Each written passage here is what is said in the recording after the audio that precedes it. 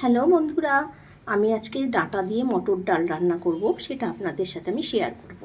এই ডাঁটাটা আর মটর ডালটা আমি সিদ্ধ করে রেখেছি। আমি প্রেশার কুকারে সিদ্ধ করে নিয়েছি মটর ডালটা আর ডাঁটাটা, তারপরে ডালটা একটু গোটা গোটা রেখেছি, কেননা একেবারে গলে গেলে ভালো লাগে না। এই যে ডালটা এরকম আছে, এইভাবে রেখেছি, তার সাথে ডাঁটাটা দিয়ে আমি সিদ্ধ করে নিয়েছি।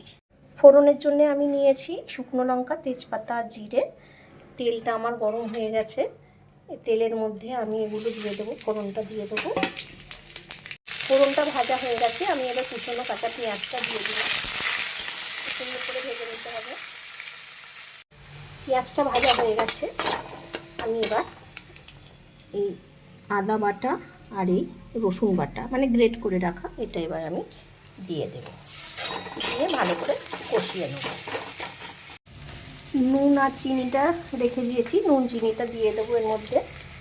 একটু মিষ্টি না দিলে মটর ডাল অতটা ভালো লাগে না, খেতে একটু মিষ্টি দিতে হয়, আর নুন তো দিতেই হবে। অল্প করে হলুদ দিলাম, কেননা ডাল সিদ্ধর সময় আমি অল্প হলুদ দিয়েছিলাম। কষানোটা আমার হয়ে গেছে, দেখতেই পাচ্ছেন সুন্দর ভাজা ভাজা হয়ে গেছে। এবার আমি ডালটা এর মধ্যে দিয়ে দেবো। ডালটা দিয়ে দেবো এর মধ্যে,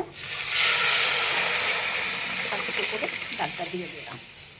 এবার একটু ফুটবে, বেশ খানিকক্ষণ ফুটবে।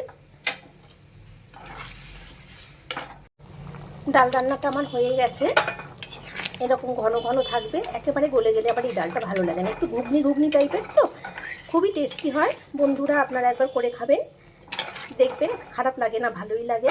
আর যদি ভালো লাগে আমাকে একটা কমেন্ট করে জানাবেন। ঠিক আছে, আসি তাহলে, টাটা।